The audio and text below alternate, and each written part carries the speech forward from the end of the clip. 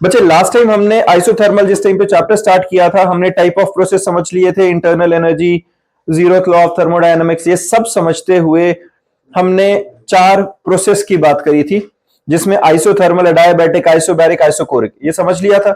और इन्हीं प्रोसेस के थ्रू होते हुए हमने वर्क डन इन आइसोथर्मल और वर्क डन इन अडायाबैटिक प्रोसेस निकाला था। किसी बच्चे को इसमें डाउट तो नहीं है? वर्क डन का सीधा सा हमने जो फॉर्मूला लगाया था वो क्या था भाई? जिस टाइम पे हमने अज्यूम करना शुरू किया था, हमने कहा था सिस्टम क्या है जिसको अंडर कंसिडरेशन हम रख रहे हैं। तो सिस्टम हमने कहा था फ्रिक्शनलेस मूवेबल पिस्टन के साथ, फ्रिक्शनलेस मासलेस मूवेबल पिस्टन के साथ एक सिलेंडर फिटेड है। इसको हमने कहा था सिस्टम है, जिसमें गैस एक्सपैंड या कंप्रेस होगी तो ये पिस्टन की मूवमेंट होगी। इसी में जो वर्क डन का हमने फॉर्मूला निकाला था, वर्क डन के लिए क्या किया था? फोर्स इंटू डिस्प्लेसमेंट, जिसमें फोर्स को प्रेशर इंटू एरिया, डिस्प्लेसमेंट को डीएक्स लिख के एरिया इंटू डीएक्स डीवी आ गया था। तो पी डीवी की हमने इंटीग्रेशन करी थी। डिफरेंस सिर्फ ये था, आइसोथर्मल में PV is equal to n RT के इक्वल करके एन की वैल्यू 1 पुट करके प्रेशर को वॉल्यूम के टर्म्स में लिखा, इंटीग्रेट किया, आंसर आया। यही किया था। लेकिन जब हमने अडायाबैटिक वाला किया था, तो अडायाबैटिक के अंदर हमारे पास जो चेंज आया था यह था कि पीवी रेज टू दी पर गामा इज इक्वल टू के होता है ना? आइसोथर्मल में क्या था? PV is equal to constant, और अडायाबैटिक के अंदर PV raise to the power gamma, gamma क्या था हमारे पास? CP by CV. और वहां से हमने प्रेशर की वैल्यू निकाल के और फिर उसके बाद इंटीग्रेट किया था, और जो फाइनल रिजल्ट आ गया था हमारा इंटीग्रेशन को सॉल्व करके डायरेक्ट निकल गया था। ये हमने लास्ट क्लास में कर लिया था। आज का अपना जो टॉपिक स्टार्ट होता है बच्चे, it is work done in isothermal और adiabatic process in term of indicator diagram. देखो, इंडिकेटर डायग्राम कुछ और नहीं है, जो ग्राफिकल रिप्रेजेंटेशन है बेसिकली उसी को हम इंडिकेटर डायग्राम कहते हैं। इस डायग्राम पे अगर ध्यान दोगे तो यहां पर एक बार नोटिस करो, यहां पे वॉल्यूम है, यहां पर प्रेशर है। हमने वॉल्यूम और प्रेशर के अंदर, बच्चे ध्यान दो, वॉल्यूम और प्रेशर के अंदर रिलेशन निकाला था लास्ट टाइम। क्या किया था? इन आइसोथर्मल प्रोसेस और अडायाबैटिक प्रोसेस, दोनों केसेस में pressure is inversely proportional to volume. याद है, जितना ज्यादा प्रेशर बढ़ता जाएगा उतना वॉल्यूम कम होती जाएगी।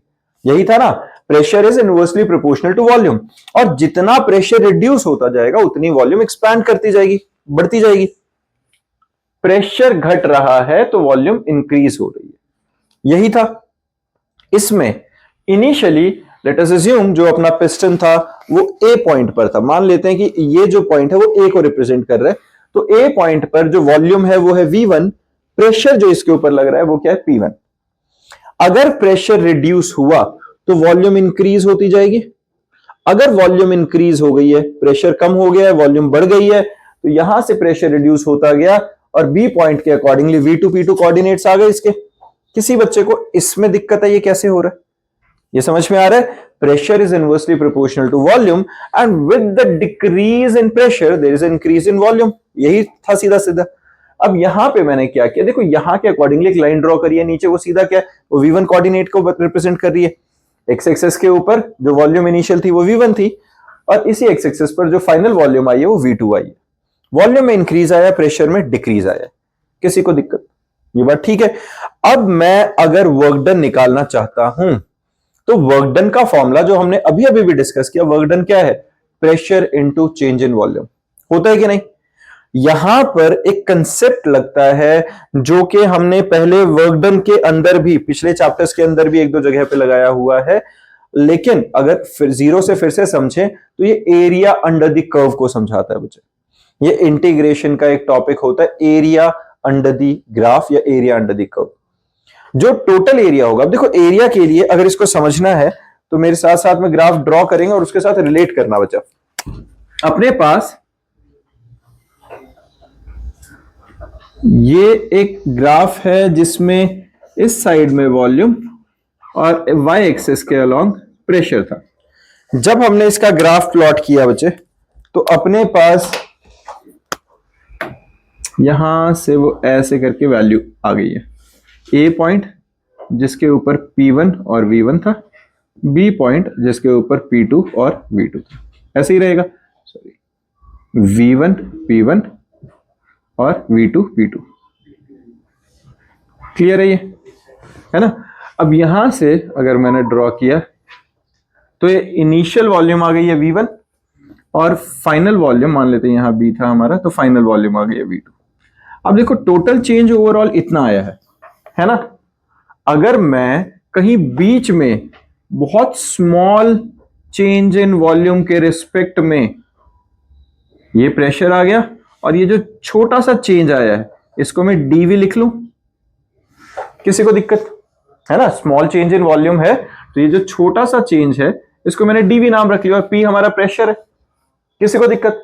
अब एक बात देखो बच्चा, अगर मैं बहुत बहुत एक्सट्रीमली लेवल पे छोटे कर्व के लिए जाता और जूम करता तो यहां जो पतला सा स्ट्रिप बनता बिल्कुल, तो ये ऑलमोस्ट ऊपर से लीनियर लाइन के बराबर आ जाता कि नहीं, तो ऑलमोस्ट रेक्टेंगल होता। अगर मैं बहुत इसको जूम करूं, डीवी की वैल्यू एक्सट्रीमली छोटी, इतनी छोटी कि ऑलमोस्ट जीरो को अप्रोच कर रही है, तो ये लाइन बिल्कुल स्ट्रेट के जैसा बिहेव करता कि नहीं, वहां पे ऐसा ही होता ना। अगर मैं यहां से यहां तक ग्राफ पे बहुत छोटा सा डीवी अज्यूम करूं, बहुत छोटा, अब ये देखो मान लो इतना छोटा सा डीवी है, बहुत छोटा, तो ये ऑलमोस्ट ऊपर से फ्लैट लाइन के बराबर नहीं पहुंच जाएगा अगर डीवी बहुत छोटा होगा। तो एक बात बताओ जरा, अगर ऐसा होगा तो इस केस में मेरे पास जो ये स्ट्रिप है ये जो रेक्टेंगल जैसा बन जाएगा कि नहीं। अगर ऊपर से स्ट्रेट लाइन आ जाए तो ये तो पूरा रेक्टेंगल बन गया। अगर रेक्टेंगल बन गया तो इस रेक्टेंगल का एरिया क्या निकलेगा, क्या निकलेगा area, length into breadth. Length क्या है प्रेशर, ब्रेथ क्या है dV, and this is equal to small area. हुआ कि नहीं।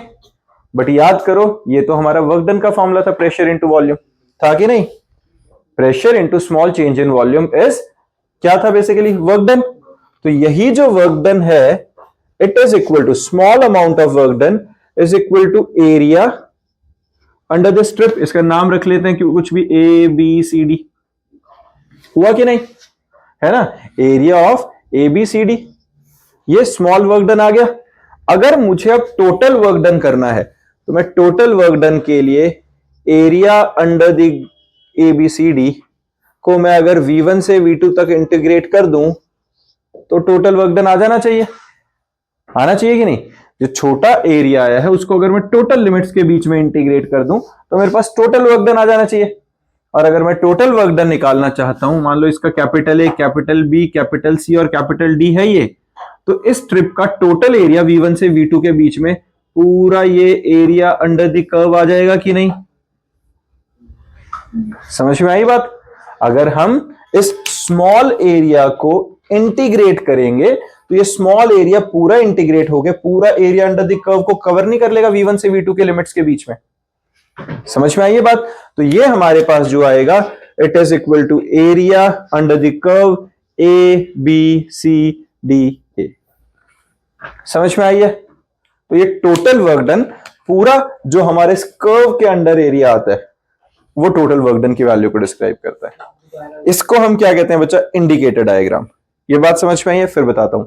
देखो हमने जो इसके अंदर किया था बच्चे, इसके अंदर हमने क्या किया कि अगर ये स्ट्रिप बहुत छोटी है तो ये डीवी जो आ गया ये ऑलमोस्ट स्मॉल डीवी के लिए ऑलमोस्ट एक रेक्टेंगल की तरह बिहेव करेगा। रेक्टेंगल की तरह बिहेव करेगा तो small amount of work done क्या आएगा, प्रेशर इंटू वॉल्यूम पीडीवी। अब प्रेशर इंटू वॉल्यूम ये तो एरिया ऑफ रेक्टेंगल हुआ। अगर ये एरिया ऑफ रेक्टेंगल निकला तो ये स्मॉल वर्क डन को रिप्रेजेंट कर रहा है। टोटल वर्क डन कैसे आएगा, इसके एरिया को इंटीग्रेट कर देते हैं, कहां से कहां तक, V1 से V2 तक। तो अगर V1 से V2 तक इस स्ट्रिप को मैं इंटीग्रेट करूंगा तो ये पूरा इस कर्व के अंडर का एरिया कवर कर लेगा। डन है। This is the area under the curve y indicator diagram. कोई दिक्कत, चाहिए डायबैटिक हो चाहे आइसोथर्मल हो, दोनों के लिए डायग्राम तो सेम ही था, दोनों के लिए रिलेशन सेम था, कर्व सेम था इनवर्सली का, तो दोनों का ये जो एरिया निकलेगा सेम तरीके से निकलेगा। क्लियर है बच्चा। फिर इसके अंदर ये तुम्हें ऑलरेडी पता है, ये वाला सारा पार्ट हम ऑलरेडी डिस्कस कर चुके हैं कि अगर जो आइसोथर्मल है तो चेंज इन टेम्परेचर जीरो रहेगा, सिस्टम और सराउंडिंग के बीच में क्या रहेगा, system is thermally conducting to the surrounding, है ना। आइसोथर्मल में यही होता है, कंडक्टिंग वॉल्स है। और हमारे पास जो चेंज होगा वो बहुत स्लोली अकर करेगा, इंटरनल एनर्जी वो हमेशा कांस्टेंट रहेगी।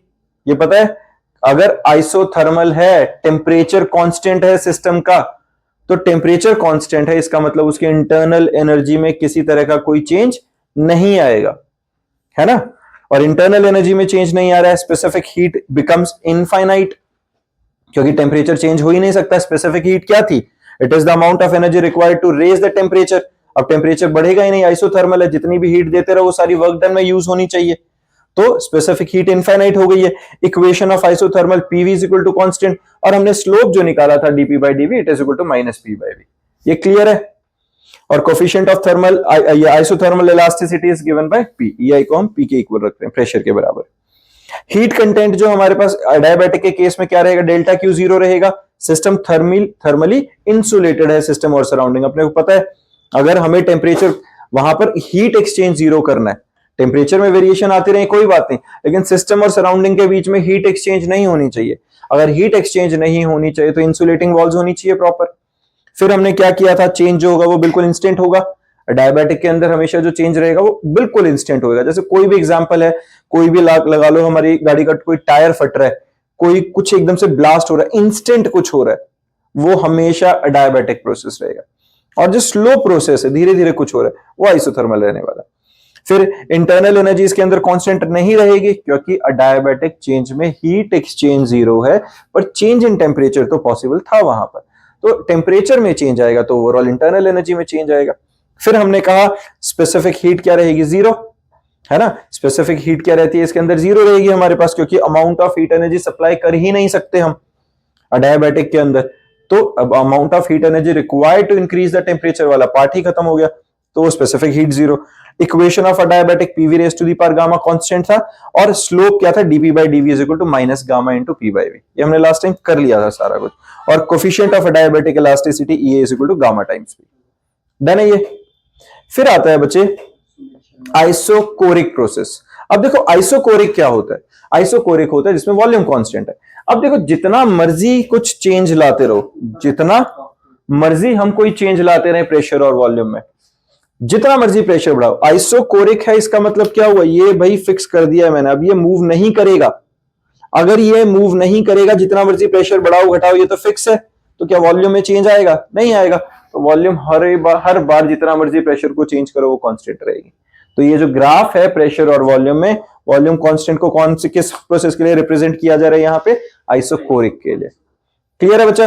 Volume is constant, no work done on the system और by the gas, heat absorb by the gas goes entirely to the change in internal energy of the system. अगर अब मैं इसको कोई energy दे भी रहा हूं तो वो सारी की सारी एनर्जी इसके इंटरनल एनर्जी को बढ़ाने या घटाने में लगेगी, क्योंकि सिस्टम वर्क डन तो अब नहीं करेगा ना। अगर मैंने इसको यहां से फिक्स कर दिया, अब जितनी मर्जी हीट दो ये एक्सपैंड नहीं हो सकता, जितना मर्जी हीट इससे एक्सट्रैक्ट करो ये कंप्रेस नहीं हो सकता। तो सिर्फ चेंजेस किस में आएंगे? इंटरनल एनर्जी में।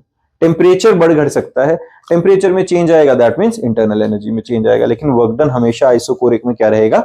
जीरो। क्लियर है? फिर है हमारे पास आइसोबैरिक। आइसोबैरिक में क्या होता है? प्रेशर कांस्टेंट है, प्रेशर थ्रू आउट कांस्टेंट रहेगा, वॉल्यूम में जो मर्जी चेंज लाते रहो। समझ में आई है? प्रेशर थ्रू आउट कांस्टेंट रहता है, उसे क्या कहते हैं? आइसोबैरिक प्रोसेस है। क्लियर है बच्चा ये? फिर आता है हमारे पास first law of thermodynamics. First law of thermodynamics में देखो बच्चे अपना, according to first law of thermodynamics the energy dq supplied to a system increases partially as internal energy of the system and rest is spent in doing work on the environment। इसको सरल भाषा में अगर समझें तो देखो ऐसा है, हमने जब डायबेटिक और आइसोथर्मल को समझा था, हमने आइसोथर्मल में क्या समझा? आइसोथर्मल में हमने कहा टेम्परेचर कांस्टेंट रहना चाहिए, लेकिन अगर मैं इस सिस्टम को हीट एनर्जी सप्लाई करूं तो क्या टेम्परेचर कांस्टेंट रह सकता है? नहीं रहना चाहिए, क्योंकि अगर मैं हीट सप्लाई करूंगा तो वो सप्लाइड हीट इसके टेम्परेचर को बढ़ाने में काम करेगी। लेकिन अगर वो सप्लाइड हीट सारी की सारी वर्क डन में कन्वर्ट हो जाए, जितनी मैंने एक्स्ट्रा अमाउंट ऑफ एनर्जी दी वो सारी वर्क डन में कन्वर्ट हो जाए, तो इसका टेम्परेचर क्यों बढ़ेगा? क्योंकि टेम्परेचर बढ़ाने के लिए एक्स्ट्रा अमाउंट ऑफ एनर्जी है ही नहीं, जितनी एनर्जी थी सारी किस में कन्वर्ट हुई? वर्क डन में। ये बात समझ में आई? लेकिन क्या हर प्रोसेस आइसोथर्मल होगा? जनरली तो नहीं होना चाहिए। तो हमेशा होता क्या है कि अगर हम कभी किसी सिस्टम को कुछ amount of heat energy supply करेंगे, उसमें से कुछ सर्टेन अमाउंट ऑफ एनर्जी वो सिस्टम अपने inter molecular collisions, inter molecular kinetic energy उसको बढ़ाने में लगा देगा। और जो एक्स्ट्रा अमाउंट ऑफ एनर्जी होगी उससे वो इस पिस्टन को धक्का मार के उसे एक्सपैंड कराएगा। ये बात समझ में आई है? This is first law of thermodynamics. According to this law, amount of heat energy supplied to the system is partially utilized in increase in internal energy, that is temperature, and remaining energy is utilized in work done. समझ में आई है? ऐसे ही अगर ये compression का case लें, compress होते हुए क्या होगा, ऊपर के प्रेशर की वजह से जैसे भी अगर ये कंप्रेस हो रहा है, तो कंप्रेस होते हुए जो भी ये हीट एनर्जी रिलीज कर रहा है, कुछ एनर्जी सराउंडिंग के पास चली गई और work done on the system होने की वजह से हीट एनर्जी लिबरेट हो रही है और साथ में ये कंप्रेस भी होता जा रहा है ना? तो दो तरीके से ओवरऑल चेंज आ रहा है। क्या? एक तो टेम्परेचर में जो इंक्रीज आ रहा होगा इसके, जब ये कंप्रेस होते जाएंगे मॉलिक्यूल ज्यादा क्लोज होता जाएगा, और एक जो इसके ऊपर वर्क डन हो गया। तो चाहे वो एक्सपेंशन का केस हो, चाहे वो कंप्रेशन का केस हो, जो total amount of heat energy का एक्सचेंज होगा, that will be partially utilised in change in temperature and remaining in amount of work done on the system or by the system, that depends on the situation. Clear है? ये पता चल गया सबको? तो हमारे पास वापस से एक बार डेफिनेशन डिस्कस करते हैं। According to first law of thermodynamics, the energy dq supplied to the system increases partially the internal energy of the system and the rest part is spent in doing work on the environment. Done है बच्चे? किसी को इस definition में दिक्कत तो नहीं है? Whenever the heat is added to the system, it transforms to an equal amount of energy in some other form. ये तो ऑब्वियस सी बात है, ये तो हमें पता है कि विधि का विधान है ना? एनर्जी का लॉ हमें पता है, लॉ ऑफ कंजर्वेशन। भाई अगर हम हीट एनर्जी देंगे तो ना किसी और फॉर्म में तो कन्वर्ट होगी ही होगी, वेस्ट तो नहीं होने वाली है। तो जब हमने dq amount of heat energy supply करी सिस्टम को, dq is the amount of heat energy supplied to the system, it will be converted into partial increase और decrease in internal energy and remaining at work done. यही जो dq is equal to du plus dw है, this is first law of thermodynamics. किसी को दिक्कत है इसमें? ठीक बात है बच्चा? dq small amount of heat supplied to the system, du small change in internal energy and dw is the small work done by the system. अब आता है साइन कन्वेंशन, बहुत ज्यादा रेलेवेंट चीज। when heat is supplied to the system, dq is taken as positive. When heat is supplied to the system, जब जो system है surrounding से हीट एनर्जी सिस्टम के अंदर एंटर करेगी, जो मैं एग्जांपल दे रहा था कि मैं यहां से उसको कॉन्टिन्यूअसली हीट अप करता जा रहा हूं, तो हीट सराउंडिंग से सिस्टम के अंदर जा रही है, तो ऐसे केस में हम क्या कहेंगे? डीक्यू क्या है? पॉजिटिव। क्लियर है? लेकिन अगर हीट बाहर निकले, अपने आप वो हीट रिलीज कर रहा है, तो डीक्यू जो होएगा, when heat is drawn from the system, dq is taken as negative. तो heat supplied to the system positive, heat supplied by the system is negative. Clear बात है? ये याद रहेगा। फिर आता है when gas expands, work is done by the system. जब गैस एक्सपैंड कर रही है तो work done by the system, dw is taken as positive. Clear है? and when gas is compressed, work is done on the system and dw is taken as negative. Clear है? किसी को doubt नहीं? अगर डाउट नहीं है तो शायद तुम केमिस्ट्री वाले टॉपिक से रिलेट नहीं कर रहे हो। केमिस्ट्री में हमने उल्टा किया था। केमिस्ट्री में हमने पढ़ा था work done by the system is negative, work done on the system is positive. ये याद रखना, केमिस्ट्री में work done by the system is negative पढ़ा था, फिजिक्स में work done by the system positive पढ़ रहे हैं। एक्चुअल में ऐसा कैसे हो सकता है कि एक ही सिस्टम है और उसके लिए वर्क डन फिजिक्स में अलग ले लिया और इसमें साइन कन्वेंशन अलग ले लिया? क्या ऐसा था कि फिजिक्स वाले जो साइंटिस्ट थे या जो टीचर्स हैं वो अलग बैठ के किताब लिख रहे हैं तो कह रहे हैं नहीं नहीं हमारा ये रहेगा तुम्हारा ये रहेगा? ऐसे तो नहीं होना चाहिए ना, कॉन्ट्राडिक्टरी तो नहीं बनना चाहिए। एक्चुअल में इसका सीधा रूल क्या होता है, जब हम work done by the system या ऑन द सिस्टम करते हैं तो यहां एक रेफरेंस होनी चाहिए, किसके खिलाफ वर्क डन हो रहा है, किसके फेवर में वर्क डन हो रहा है, किसकी वजह से वर्क डन हो रहा है। तो वहां बात आती है इंटरनल प्रेशर या एक्सटर्नल प्रेशर। जब हम work done by the gas कह रहे हैं तो हो सकता है हम ये कह रहे हैं work done by the gas on the external pressure. समझ रहे हो?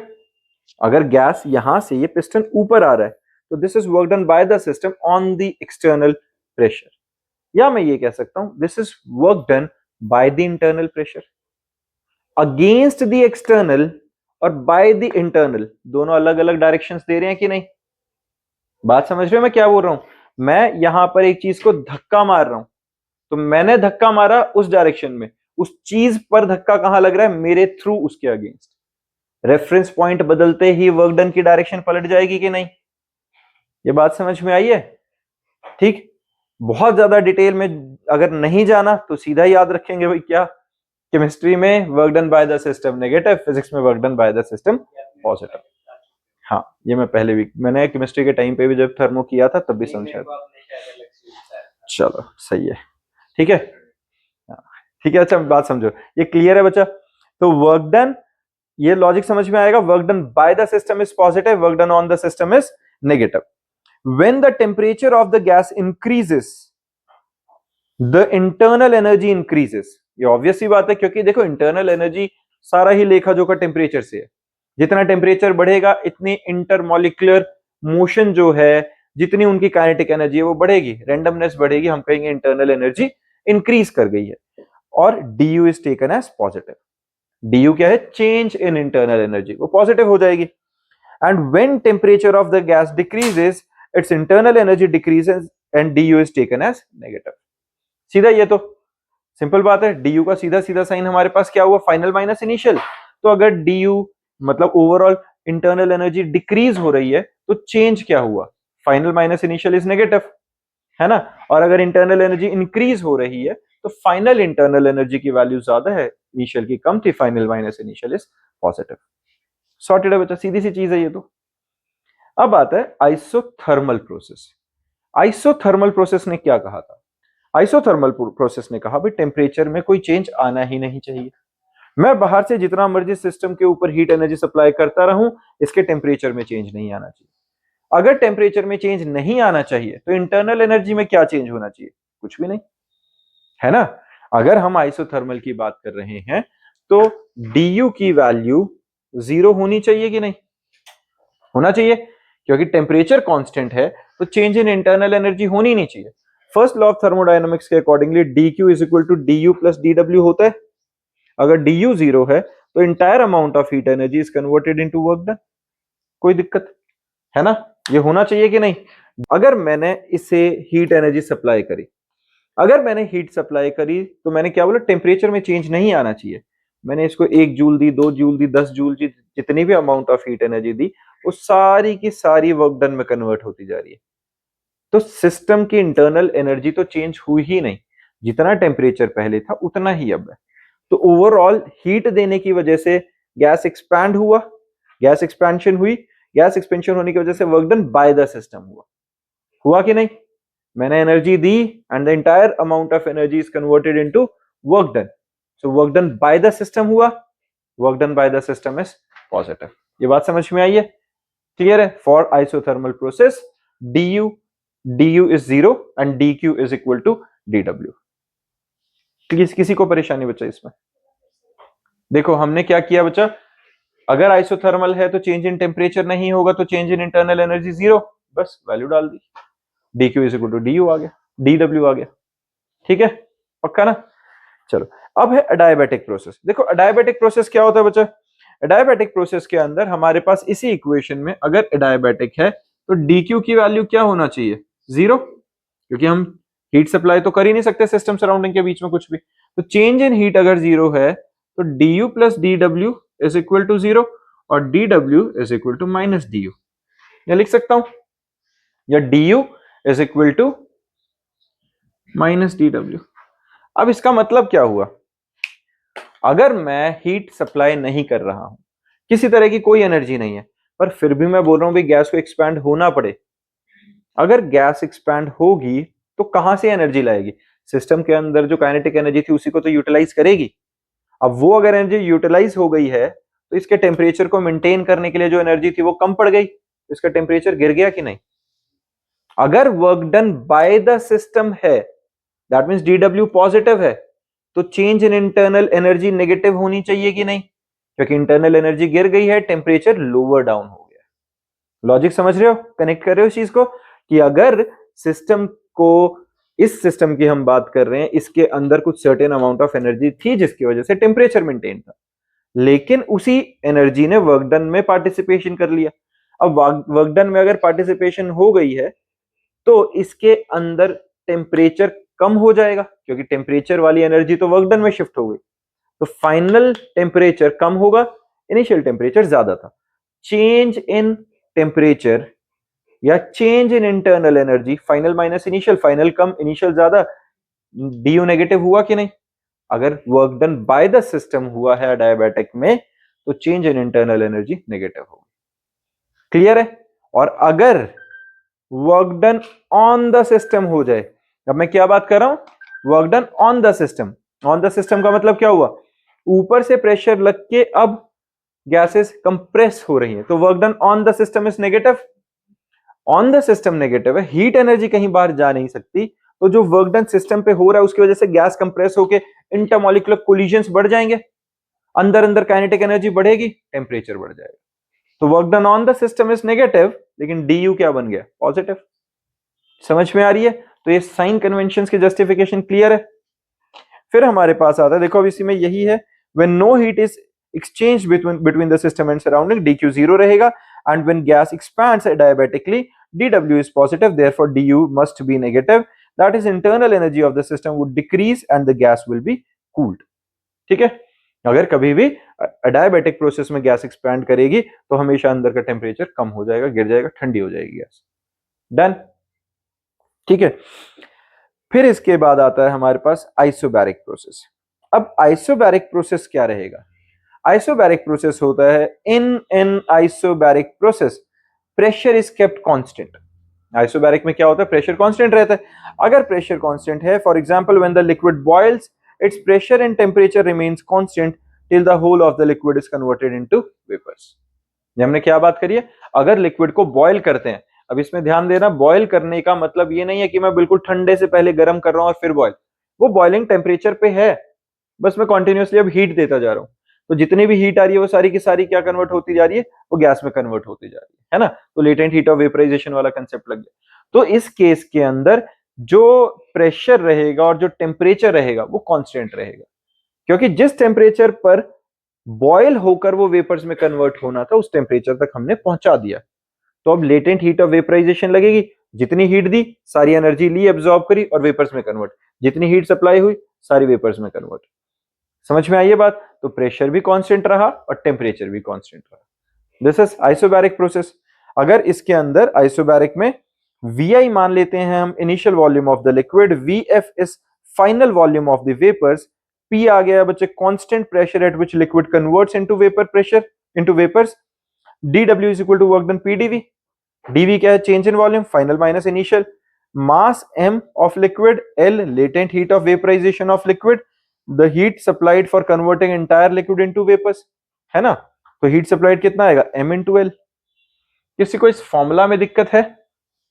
पता है ना लेटेंट हीट क्या होती है?